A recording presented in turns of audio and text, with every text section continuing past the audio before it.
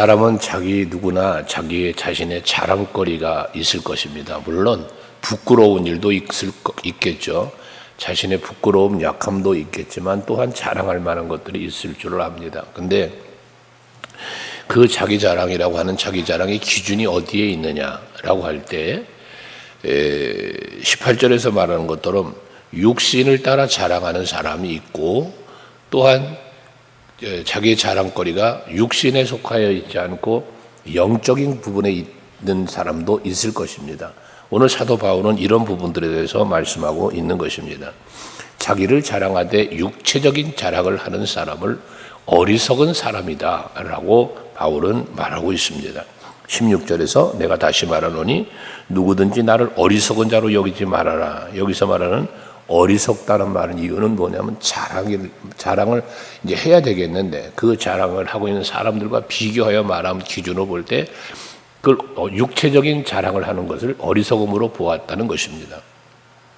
저들은 자기 자신들의 업적을 자랑하거나 또는 스스로 지혜롭다고 스스로를 지혜롭게 여기며 자랑하는 사람들이 이 어리석은 자랑을 하는 사람들이라는 말씀이거든요. 특별히 저들께 스스로가 지혜롭다고 말하며 자기들의 업적을 자랑하지만 그들의 결과물들은 무엇이냐면 20절 이하에 보면 누가 너희를 종으로 삼거나 잡아먹거나 빼앗거나 스스로 높이거나 뺨을 칠더라도 너희가 용납하는도다. 즉 거짓 사도들, 거짓 선지자들의 유혹에 빠져 넘어가는 사람들을 일컬어 말하는 거예요.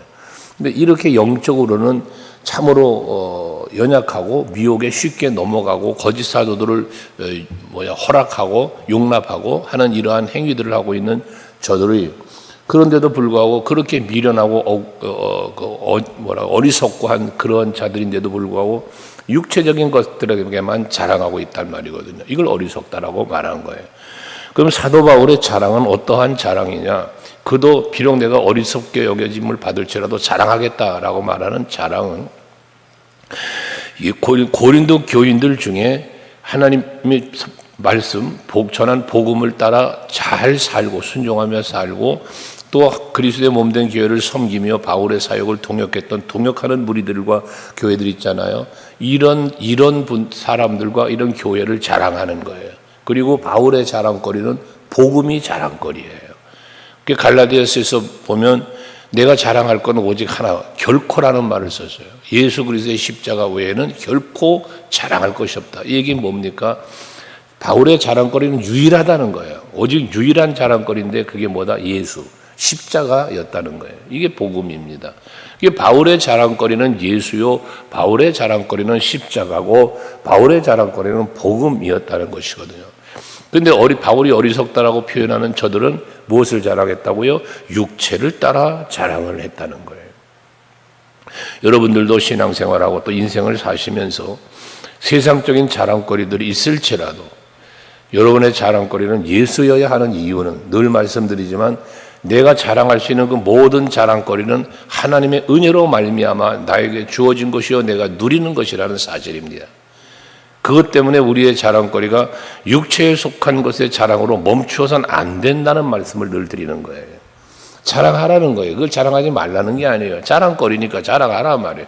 나의 지혜와 지식 자랑하세요. 여러분이 누리고 있는 거 자랑하시란 말이죠. 그러나 그 자랑의 마무리는 뭐로 해라? 하나님이 내게 주신 은혜입니다. 이것이 여러분의 입술에 고백되어질 때, 그것이 육체를 따라 자랑하는 것이 아니라 예수 따라 하나님의 은혜를 따라 영을 따라 자랑하는 것이기에 그것이 어리석은 자랑이 아닌 참으로 하나님께 기쁨이 되는 자랑이요 영광이 되는 자랑이 되는 것입니다. 그러면서 저들이 자랑하는 그 자랑거리에 대해서 그들이 특별히 자기들이 유대인에 대한 자랑이 많았잖아요. 나는 유대인이다. 나는 율법을 잘 안다겠지. 그 율법을 잘 아는 것에 대한 지혜를 자랑했으니까요. 또 유대인이라고 하는 신분을 자랑했으니까요. 이런 것을 어리석음이라고 말하고 있는 바울은 이 고린도 교회를 사랑하는 마음이 얼마나 간절했습니까? 그래서 그 사랑으로 복음을 전했던 거 아닙니까? 고린도 교회뿐만 아니라 이방인들에게 복음을 전하는 것도 마찬가지였는데, 저들은 유대인이라는 그 신분과 그리고 율법을 잘한다는 지식과 지혜를 자랑했으니까 그들에 대해서 22절에 이렇게 말합니다. 그들이 히브리인이냐? 나도 그러하다. 또 그들이 이스라엘이냐? 나도 그러하며 그들이 아브라함의 후손이냐? 나도 그렇다 라고 말합니다. 다시 말해 육체를 따라 자랑하고 있는 저들의 모든 자랑거리, 나도 그런 사람이다 라는 거예요. 하지만 바울은 나도 그런 사람이지만 나는 그들과 같이 그것을 자랑하지 않겠다는 이야기거든요. 빌립보서 3장 5절에 보면 사도 바울은 말하잖아요. 자기 자신도 이스라엘의 백성이라는 거예요. 나 8일 만에 할례 받았어. 나 이스라엘 족속이야. 베냐민 지파야. 히브리인 중에 히브리인이야. 율법으로 말한다면 나는 바리새인이야. 이게 바울의 빌립보 3장에서 5절에서 말하는 거거든요. 근데 이들이 자랑하고 있는 자랑거리 바울에게도 있었다는 거예요. 근데 바울은 어떻게 했다고 말합니까? 빌립보 3장에 보면 이 모든 자랑거리를 나는 배설물처럼 여겼다라고 그래요. 저들이 자랑하고 있는 그 많은 자랑거리들 바울도 가지고 있었지만 바울은 그러한 자랑거리는 배설물처럼 버렸다는 거예요. 그리고 오직 나를 부르신 부름의 상, 즉 하나님의 나라에 예비되어 있을 그 면류관과 상급, 이것을 표대로 향하여 나는 나아간다. 그게 나의 자랑거리는 이런 신분적인 자랑이 아니다. 나의 자랑거리는 예수라는 사실을 바울은 서신마다 얘기하고 있는 거예요. 여러분들도 여러분의 자랑거리가 예수이기를 바랍니다. 그래야 우리가 예수님 덕분에 행복해질 수 있는 거예요. 늘 말씀드렸잖아. 우리가 구원을 받았다. 그 구원의 가치를 우리가 알아요. 그 소중함을 알아야 돼. 예수 십자가의 은혜와 사랑을 우리가 받았다는 표현을 많이 하잖아요. 그 사랑의 가치가 어떤 거냐? 십자가의 가치가 내가 그 예수 십자가로 말미암아 은혜로 말미암아 내가 누리고 있는 그게 어떤 것들이냐는 거예요. 이거를 알아야 알 때 그 가치를 아는 거예요. 그냥 단순히 예수를 믿는다, 예수님 십자가의 사랑을 은혜를 입었다라는 어떤 문자적인 것으로만 지식으로만 알고 있지 말고 그 가치가 어느 정도냐는 거예요. 영적으로 우리가 표현하면 죽었던 내가 살아났네요. 새 생명 얻어서 죽은 내가 살아난 거예요. 죄의 종로로 타고 마귀의 종로로 타던 내가 의의 종이 되었고 하나님의 자녀가 된 거예요. 이게 여러분 영적으로 볼 때 신분의 변화거든요. 이게 신분의 변화. 바울은 바로 이러한 육체적인 자랑거리에서 영적인 부분으로 이 신분의 변화가 일어난 거예요. 바울 자신도. 이것처럼 여러분들이 그런 변화, 그러한 가치를 바르게 알아야만 여러분들의 자랑거리가 바뀐다고 말이거든요. 심지어 23절 이하의 말씀에 보면 그런 말을 해요. 그들이 그리스도의 일꾼이냐? 그들이 그리스도의 일꾼이냐? 정신없는 말을 하거니와 라고 말을 해요. 저들이 지금 유대인으로서 자기들이 자랑하고 있는 많은 자랑거리들을 말하고 있지만 저들이 그럼 그리스도의 일꾼이냐? 아니라는 거예요. 저들은 그리스도의 일꾼이 아니고 율법의 종로로 타는 사람들이고, 그리고 거짓 사도들을 일컫는 건데 그들은 거짓 사도들인데 이들은 누구냐? 사탄의 일꾼이라 해요. 사탄의 일꾼. 앞에 15절에 보면 그랬잖아요. 그러므로 사단의 일꾼도 자기를 의의 일꾼으로 가장하는 것이 또한 대단한 일이 아니라는 거예요. 이게 거짓 사도들의 이야기예요. 근데 저들은 자기들을 가장하는 거예요. 사탄의 일꾼으로 있으면서도 그리스도의 일꾼인 척, 하나님의 사람인 척 이렇게 말하고 있다는 것이거든요. 이게 바리새인들에 대해서도 예수께서도 말씀을 하시는 것처럼 저들은 율법으로 백성들을 가르치고 뭔가 이끄는 것 같지만 아니라는 거잖아요. 저들은 자기들도 지키지 못하는 율법, 사도행전에 보면 베드로의 설교, 바울의 설교 속에 나오는 거 아닙니까? 너희들도 지키지 못하면서 이 다른 사람들에게 마저 그 멍에를 짊어 메우려고 한다라는 그런 꾸지람을 하고 있지 않았습니까? 이게 바로 이 거짓 사도들의 모습이었다는 것입니다. 여러분, 우리는 그리스도의 사람입니다. 하나님의 자녀입니다. 이 신분에 대한 확신을 가져야 하고 그것에 대한 자긍심이 있어야 되는 거예요. 그래서 여러분 정체성과 자긍심에 대한 이야기를 간혹 하지 않습니까? 내가 누구인가에 대한 정체성이 분명해야 돼요. 내가 누구인가. 여러분들은 여러분 이름 석자를 가지고 있는 단순한 그 이름 석자의 사람이 아니라 여러분은 하나님의 자녀라고 하는 엄청난 신분을 가진 사람이에요. 내가 누구? 하나님의 자녀. 내가 누구? 하나님이 함께하는 사람. 내가 누구? 하나님이 늘 나와 동행하시면서 나를 도와주고 있는 사람. 하나님이 내 편, 하나님은 나의 도움. 이게 여러분의 정체성이에요.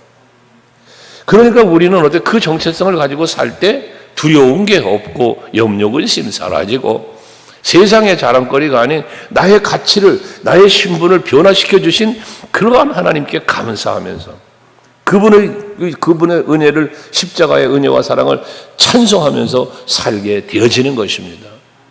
이렇게 사는 것이 진정 하나님이 나를 구원하신 목적, 하나님이 나를 구원하신 목적에 합당하게 사는 거예요. 에베소서 1장 6절에 보면 우리의 구원이 하나님의 은혜로 이루어졌음을 말하면서 왜 그런 구원의 은혜를 주셨다 합니까? 하나님을 찬송과 영광을 돌리게 하려 합니다라고 말씀을 하는 거예요. 목적이에요. 이사야서 43장 21절은 우리를 지으심의 목적을 말씀하잖아요.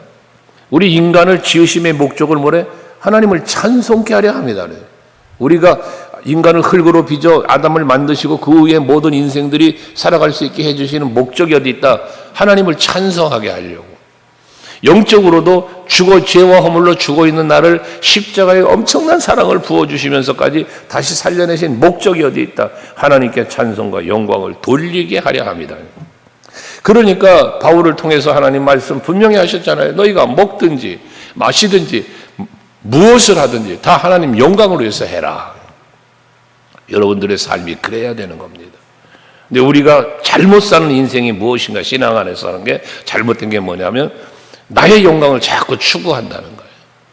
나의 잘됨, 나의 기쁨, 나의 영광을 위하여 산다는 거예요. 근데 물론 그렇게 사는 게 다 동일하죠. 살아야죠. 그런데 그 살아가는 삶의 방법, 삶의 의미를 어디서 찾아야 되냐? 예수 안에서 찾아야 된다고 말이에요.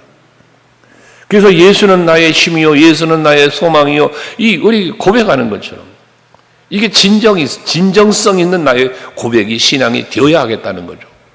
입술로는 예수가 나의 힘이라고 하면서 우리는 예수를 의지하지 아니하고 세상의 힘을 찾아간단 말이에요. 세상의 물질의 힘, 명예의 힘, 건세의 힘 등등 이걸 찾아가는 거예요. 어제도 어느 목사님 전화가 와서 이런저런 이야기를 하는 중에 힘들고 어려운 부분을 이야기를 해서 같이 이야기하다가 그분의 마지막 결론이 뭐냐? 하나님 앞에 기도하는 것밖에 없습니다. 예요. 내가 할 수 있는 것들도 있겠지만 그러나 내 방법으로 내 생각으로 다가가고 해결해 나가는 게 아니라 하나님 앞에 맡기고 기도하는 것이 가장 정확한 해결 방법임을 믿는 믿음 때문에 그런 말 하는 거 아니겠습니까? 여러분들도 그래야 돼요. 우리 쉽게 말하죠. 기도합시다. 기도하세요. 여러분 말하잖아요. 누가 좀 힘들다, 문제 있다 얘기하면 여러분이 말해주는 거잖아요. 기도하시라고. 그러면 반대로 한번 생각해 볼 때 여러분은 문제가 있을 때 기도하시는가요? 라는 거예요. 이것이 진정한 그리스도인으로 살아가는 사람의 모습 속에서만 발견할 수 있는 것들이거든요. 그래서 저들은 그리스도 일꾼이 아니라는 거예요. 그러면 자기를 비교하잖아요. 나는 더욱 그러하도다 하면서 나는 저들이 만약에 그리스도인이 일꾼이라면 나는 그들보다 더하다. 나는 더 그리스도의 일꾼이다. 저들보다. 라는 말을 하는 거예요. 그러면서 내가 수고를 넘치도록 하고 옥에 갇히기도 하고 더 많이 하고 매도 수없이 맞고 여러 번 죽을 뻔도 했다. 그리스도의 일꾼으로 살려면 당하는 고난이 있다는 거예요. 그 그리스도 일꾼으로 살아가는, 즉 하나님의 자녀로 살고 그리스도인으로 살아가기 위해서는 이겨내야 할, 당하여야 할 고난들이 있다는 것이거든요. 그것을 견디고 이겨내야 되는 거예요. 심지어 바울은 그렇게 살다 보니 미쳤다는 소리를 들은 사람이에요. 바울이 미쳤다. 오죽하면 미쳤다는 소리를 듣는 바울은 뭐라고 말합니까? 심지어 내가 여기에 이렇게 결박되어 있는, 지금 죄수 취급받으며 죄인 취급받으며 묶여있는 그러한 이 모습, 나의 이 결박되는 이 모습 외에는 여기 있는 여러분들 다 나같이 되기 원합니다. 그렇게 고백을 하잖아요. 맞아. 여기 표현된 대로 거잖아요. 그 25절 이하에 24절도 계속 이어서 말한 거예요. 40에 하나 강한 매를 5번 맞았다. 3번 태장으로 맞았다. 1번 돌로 맞았다. 3번 파선하고 일주일에 깊은 바다에 지냈으며 등등. 그가 1차, 2차, 3차 전도 여행을 하면서 당했던 수많은 고난들을 이야기하는 거예요. 그럼 이 고난은 무엇 때문에 당했다? 그리스도의 일꾼으로 살려니까 이런 고난을 당했다는 거예요. 예수께 미친 사람이에요, 바울은. 복음에 미친 사람이에요. 영혼을 사랑하는 마음에 미쳐있는 사람이에요.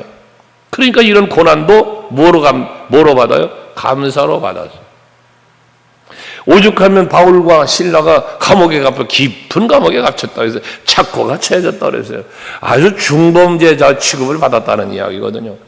그런데도 불구하고 그 깊은 감옥에서 하나님께 찬송을 했다잖아요. 그 찬송을 드릴 때 사도행전 16장에 보면 옥문이 열렸다. 큰 지진이 일어나서 옥문이 열렸다는 거예요. 하나님이 하시는 일이죠. 여러분, 우리는 하나님이 하시는 일에 대한 믿음이 확실해야 돼요. 그래서 많은 자랑거리 자랑하시라는 거예요. 대신 하나님이 하셨다.